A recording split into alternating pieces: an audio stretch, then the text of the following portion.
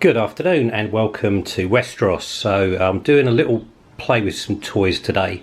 What I've got here is I've got the Northern Settlement from Battle Systems, this beautiful cardboard terrain that they do, and it's kind of a northern homestead. It's kind of Viking themed, but you can use it for just about anything. So I've decided to use it for my Song of Ice and Fire game as my version of Crasters Keep.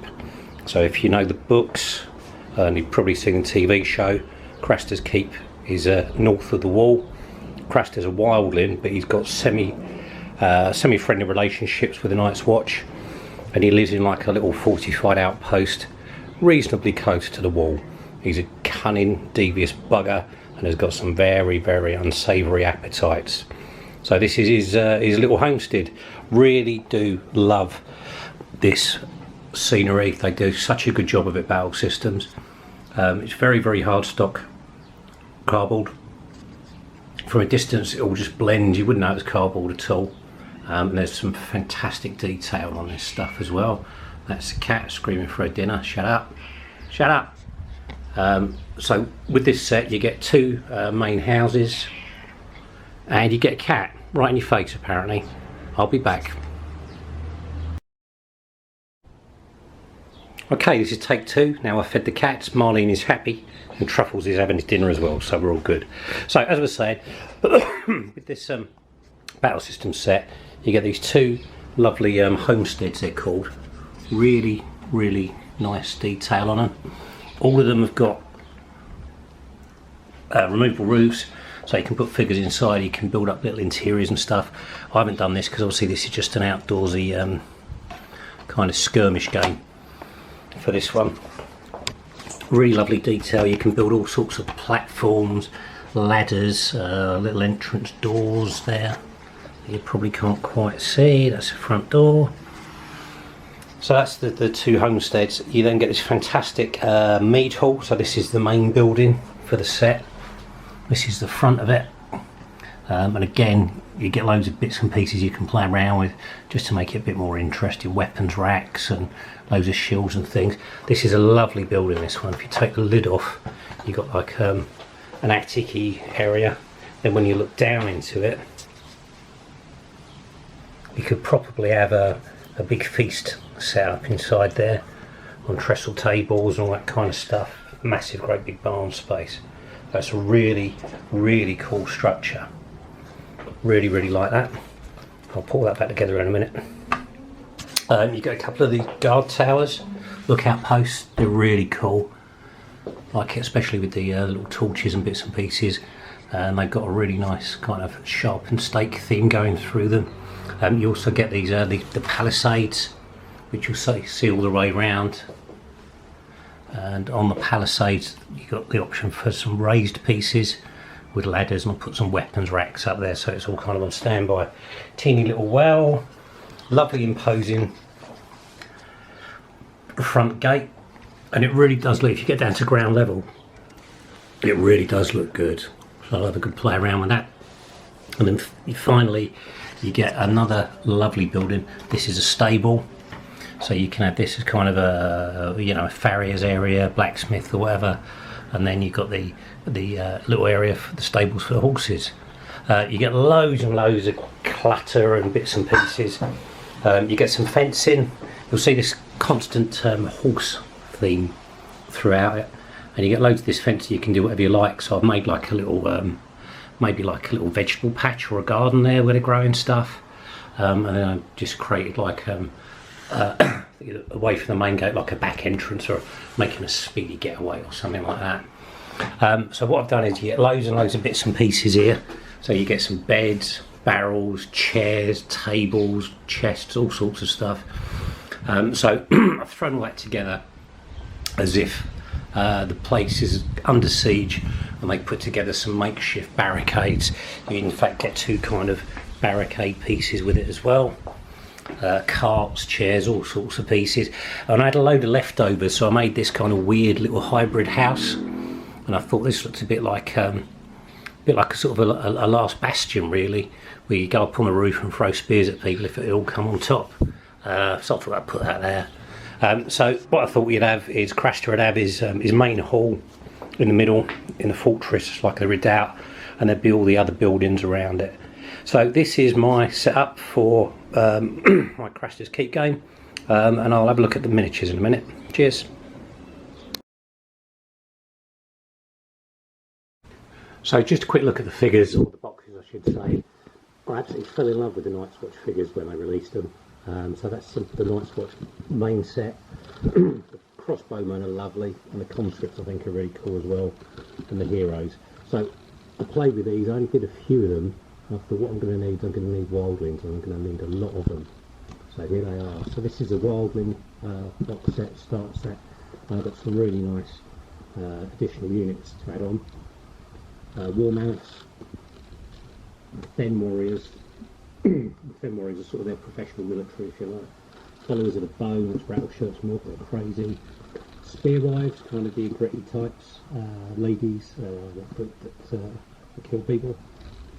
The free folk heroes with a number of special characters, and I've got some extra free folk trappers to make the numbers up. So what I've actually got is I've got a very small force of Night's Watch. I haven't painted all these up, but everything in these boxes is painted up and ready to go, so that should be a lot of fun.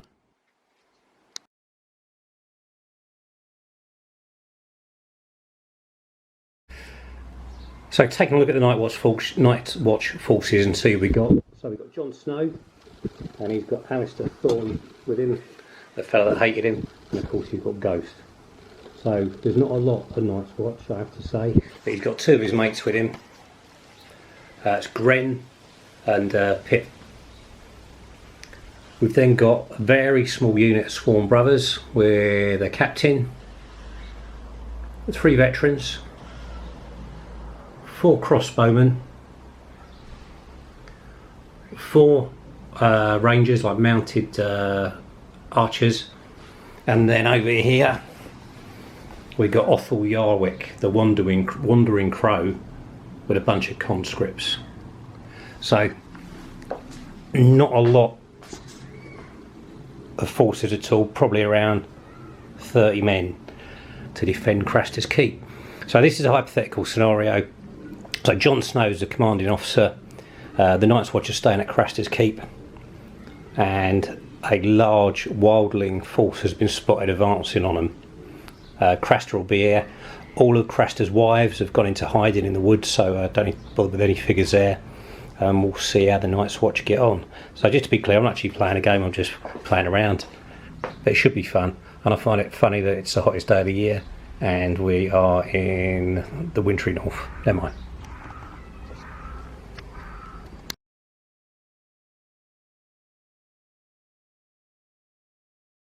Right, so here we are. Let's see where the action's happening. So first thing we've got the Outriders. They're pegging it back to Crasters Keep as quickly as possible to let Jon Snow and the brothers know that there's a massive wildling force advanced on them. At the keep, we've got the main gates are open for the moment. Jon Snow is just inside having a glass of Craster's famous sherry. He's fallen off his base and that's drying, so we'll be back in a minute. But what we've got at the main gate is we've got Sir Alistair Thorne, we've got Gren, and we've got Pip and Ghost at the main gate. There's a crossbowman up in a guard tower, another crossbowman, and a conscript up on the wall.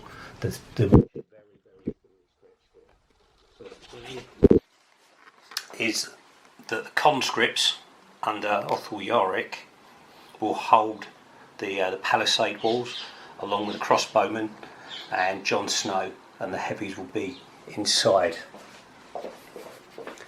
The palisade wall should make up for the lack of skill at arms that the conscripts have. Craster, the cunning old bugger, is just watching and seeing which way the battle goes. So he's up there, little fat fella in his chair, watching it and not getting at all involved. So there's Othel and 3 more conscripts. They're holding the back gate. We've got another crossbowman up in the tower there. So this is kind of the external part of Crasters Keep. So what I've got here is I've got all of the Sworn Brothers on the barricades, as you'll see. These makeshift barricades they've thrown up. They look quite nice as well. They are lovely figures and they do work so well with this scenery. So all the barricades are manned by the Sworn Brothers, and then the last part of our force is the guard captain and 3 veterans held back in the centre of the area as a reserve. So this is how the Night's Watch are deployed, and this is how they're going to defend. So I'm not going to show you the wildling forces until they come on the board.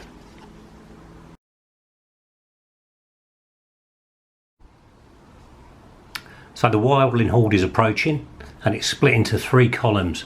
The first column of raiders is led by the horrific Harmer Dog's Head, and you'll see her standard bearer just behind her, and she's got a real thing about dogs. She's got a huge group of raiders behind her, all dressed in various assortments of kit, different colours, different textures, and these were tremendously good fun to paint, I have to say, just showing all of the different varieties and playing around with contrasts and normal paints. So that's Harmer's column. Second column is the horrible Weeper, and he's a really nasty character in the books. He's all into blinding people and maiming them. He's a very, very unpleasant fella. And he's got the Free Folk Trappers. So there's a Free Folk Trapper commander here, and then these guys, they're kind of in a sealskin kind of motif, if you can see that. And again, I've played around with them a bit, so there's a lot of brown in there to break it up, because they wouldn't all have the same kit. They're not an army, they're just a collection of lunatics. There's quite a few archers in amongst here, which are going to give them real problems up on the palisades. So that's the second column. And being wildlings, you can't really tell a column apart because they're all mixed in and they do their own thing. Third column is led by John's missus, Ygritte, and she's got the spear wives. So these are the lady warriors of the wildling hordes. Tough bunch of ladies, to say the least, and all equipped with spears, funny enough. Ygritte's obviously an expert archer, so she makes up the third column. So the wildling tactics at the moment, a typical wildling tactics, just get in there and see what happens. So we're going to have Harmer, and we're going to have the Weeper, are going to lead the main attack on the palisades and try and envelop as much as they can. Ygritte is going to try and get around the back of the stables here and attack from the second gate. There's nothing going on at the other end where their elite forces are all waiting. The main attack's all on the front of the palisade. I wonder if John's made a dreadful mistake in deploying his forces. Now the outriders are all horse archers, so they're not going to come into the palisade. They're best employed out among it, firing arrows into the horde and keeping mobile. And I'll go and see if John is back with us. Yep, he is. He's re-glued to his base. So Jon Snow's got some tough decisions coming on. Shut the gates. I'm waiting for that impact to hit.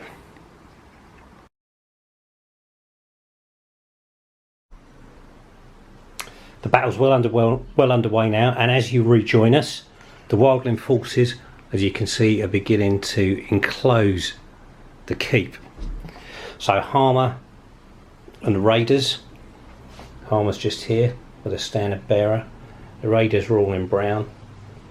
They've wrapped themselves around this corner of the keep. They're trying to force the main gates. Really strong, well-built palisade this. So Harmer's over there. The Weeper is over here with his trapper commander, and the trappers, as you'll see, have taken the stable and are putting pressure on this part of the palisade here. So far though, the Watch are holding well. The wildlings just can't seem to breach the palisades.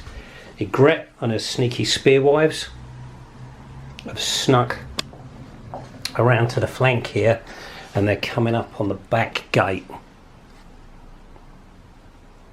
So the outriders, the mounted archers, are split into 2 groups of 2 to harass the enemy, as the enemy continue to try and breach the palisades, so they can fire arrows into them willy-nilly and keep mobile, keep harassing them.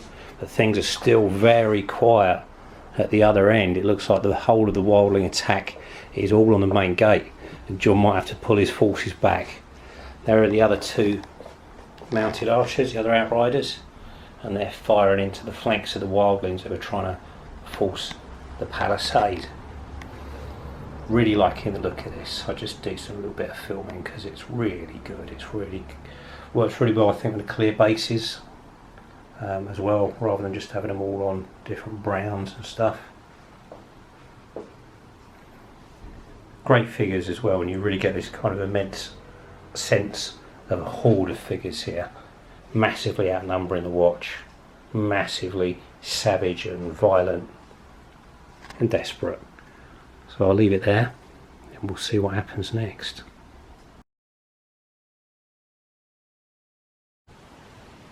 And just when John thinks it can't get any worse, it does, because lumbering out of the woods come two of the legendary wildling war mammoths. Look at these beauties.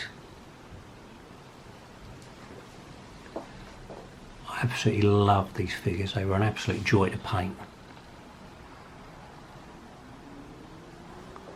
They're real beauties, and they're a massive presence on the table as well. Big thanks to Grant for his painting tutorial, which inspired me and helped me through the whole thing. So what we got is, we got two of these massive mammoths to come and breach the palisade, and here's the man himself, the wildling leader, Mance Raider. To his right there, that's beautiful Queen Val, and to his left, that's Torsman Giantsbane, his faithful lieutenant, a lunatic. So what's happening now is the raiders, the trappers, are quite sensibly getting out of the way of the mammoths, so the mammoths can take on the palisade. And tempers are running high inside. Sir Alistair thinks he knows better than John, and Sir Alistair's demanding that John strips the veterans and the sworn brothers from the back of the stronghold, where there's no attack, to come and reinforce because of the war mammoths. But John's a talented tactician, and he knows things aren't all quite as they seem. So that's where we'll leave it for now.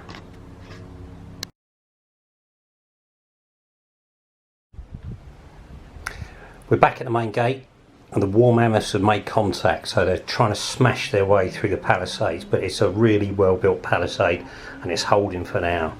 The wildlings are massing behind, waiting for a breach in the fence so they can break in and kill everybody. Mance Raider's down there with the command team at the back, egging their people on, and there's a real terrible battle going on here on the wall. Crossbowmen up in the towers, firing down. This is a really cool bit with a guy with a crossbow firing at the war mammoth at point blank range, and the conscript hacking at his trunk with his axe and his sword. And the outriders have come around the flank and then out around the back of the wildlings, trying to attack them from behind and break up their attack, and that's actually drawn off a good part of the Weeper's forces trying to defend the back of the horde. Meanwhile, we've got a lone archer who's doing exactly the same thing to the spearwives, causing Ygritte to split her forces, attacking the palisade, but also having to defend themselves against the horse archers. And there you go, there's those wonderful mammoths smashing into the palisade. You can really imagine this happening for real, and the absolute terror that these conscripts must be feeling. There's old Yothel Yarwick. He's keeping his conscripts in line because he's a right mean, horrible bugger. And Craster is just sitting watching, deciding which side he's going to be on, and that's going to be whoever wins this engagement. He's going to come out of it alright. The back, still nothing. The elite forces, their best forces, are just being wasted, squandered in this little area outside of the encampment, outside of the keep. And this is almost breaking point for Sir Alistair Thorne. Sir Alistair hates Jon Snow, and he knows far better than Snow does, and he's demanding, he's almost at point of attacking Jon Snow. is demanding that those reserves be brought up and the back of the camp's left undefended, so that the Night's Watch can deal with the real threat as he sees it at the front. But John's not happy. John wants to hold tight and see how things develop. So that's where we are now. It's looking really cool. I'm having such fun with this. It's really, really good fun just letting it develop organically.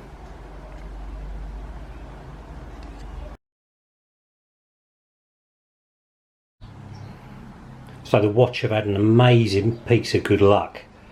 The crossbowman in the tower managed to land a quarrel in the eye of the war mammoth that was attacking the main gate, killing it instantly. And with that, the wildling horde began to tremble. Simultaneously, the outriders flanking had managed to provoke the wildlings into coming after them. So to their commander's horror and disgust, the trappers and the raiders are trying to chase after the cavalry, and the cavalry are trying to lure them away from the palisades for as long as possible. One of the mammoths continues its assault, but it's held in check for the moment, and as you can see here, Harmer and a bannerman are still pressing the attack, but all of her troops are beginning to fall back to attack the cavalry who are goading them. You'll see here too, Weeper's trying the same, trying to rally his men, but they're attacking the horsemen, and the horsemen are just keeping their distance, gradually drawing them away. And even Ygritte and her spearwives can't resist the temptation to chase the cavalry and abandon the palisades. So it looks like the watch are having a tremendous piece of good luck. But then something happens that they weren't expecting. At the south of the camp, John's hunch was right. Out of nowhere, two of the legendary giants appear. No one's seen them for hundreds of years. No one thought they were still alive, but they are. There's one of them, and there's another one, and they are a lovely pair of figures. They are absolutely huge. I'll show you this fella if I can. Really lovely. I did them in like a bluish kind of colour, making them sort of a bit unnatural and a bit cold. They're lovely, shaggy, dirty, horrible, great big monsters. And with them is the Magma of Fen. That's this fella here. And he's the bloke in charge of the Fen Warriors. So the Fen Warriors are the wildling equivalent of kind of a military, as it were. They got all the best kit. It's all like copper and bronze. They got very little metal, the wildlings. So what I did was I gave them all this kind of, keep it kind of almost military. I stayed with a green theme as kind of their common colour with all the bronze and stuff. These were really good fun to paint. So interesting doing different metals and things. Anyway, back to the battle. So the watch commander down here has committed his reserves, the watch veterans, to try and hold against these elite wildling troops and these terrifying giants. The watch commander realises that if they can't hold the giants will literally go up to the back of the palisades and pull them all down, causing a massive hole for the rest of the wildling hordes to run through and breach. So John's decision was right, to hold the back end of the keep against eventualities, and surely these giants can't be stopped.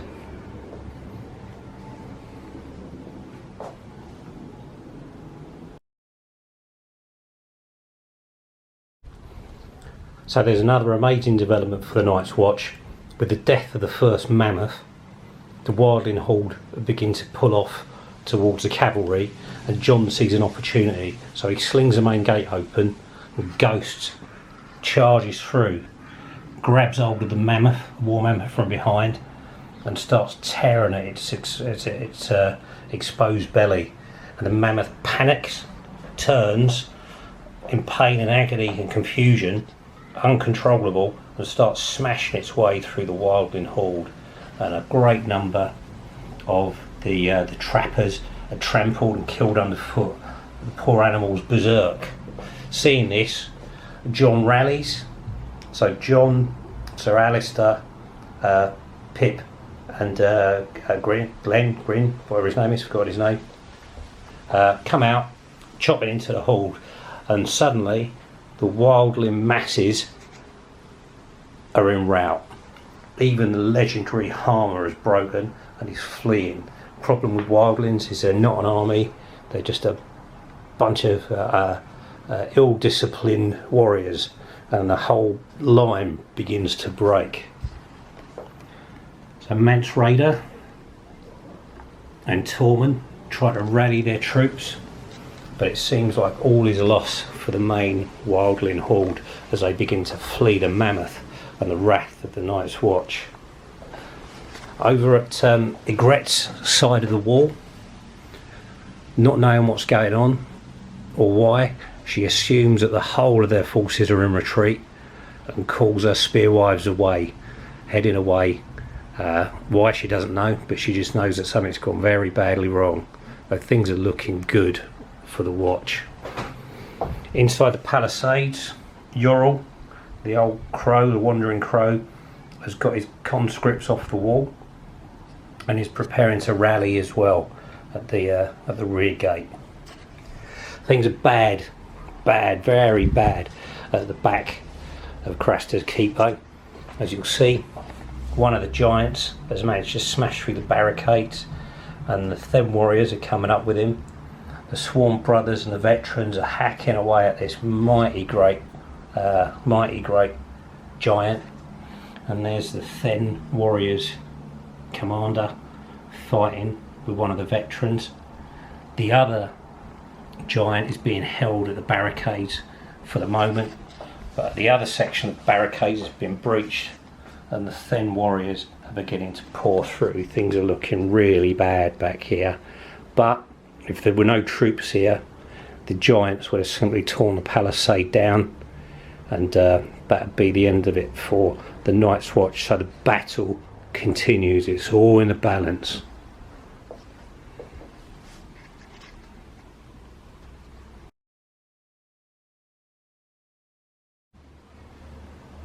So the main wildling attack's been defeated. Most of the wildlings have fled, but they've left a good portion of dead on the ground, principally from the mammoth and the counter-attack. Mance Rayder, Val, Tormund, Giant's Bane and the Weeper stand at one side, wondering what went wrong and looking at the carnage. So the gates have been shut after John and his small group of heroes rally, and they've run down to reinforce the back end of the keep, which was under attack. So one of the giants has already been killed, and John now engages with the remaining giant, with Ghost hanging off the back of it, tearing at him, and a Swarm brother joins in as well. So inside the main camp, the Swarm brothers and the veterans have managed to push the Them warriors back outside of the barricades. Sir Alistair, although he's a horrible, vain and cruel man, could never be accused of being a coward, and he's fighting the Them guard captain and one of the Them warriors by himself. Do remember that he was a master at arms on the wall for quite some time. Pip and I keep saying his name wrong. Pip and his mate Gren, that's it. Pip and Gren are chopping up a fellow that's been caught behind the barricade, and as you'll see, the brothers are repelling the Them warriors and retaking that lost ground.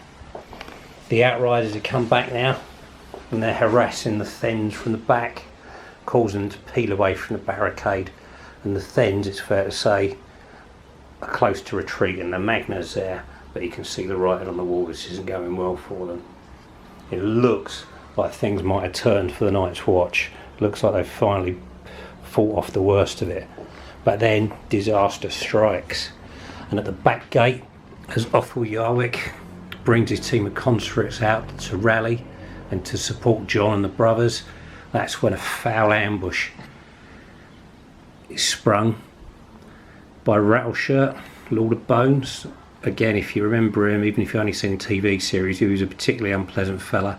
All his guys were all dressed in bones, skulls, animal bones, human bones, and they were kind of like a Halloween-y terrorist faction of the wildlings. And as you can see here, Yothu is greatly outnumbered. He's surrounded here by Rattleshirt and his champion, and he's being cut to pieces by these followers of the bone. And likewise, his conscripts that have done so well up to now are getting chopped up. They've been attacked from behind, massively outnumbered, and everything hangs in the balance now at the back gate. All that's left in the palisade is Craster, grimly watching to decide which side he's going to be on, which side will be the one that wins. And all we got left is the exhausted crossbowmen trying to hold these thin walls from the horror. So here we've got a little view from Mance and the Wildling Command team, and then we've got the desperate fighting here as they take on the last of the giants and try and stop him breaching the palisade, and the Thin Warriors following through, and then the horror of the attack of the followers of Bone and Rattleshirt and the murder of the conscripts. I'm having tremendous fun with this. It's really good just playing around with it all. Yeah.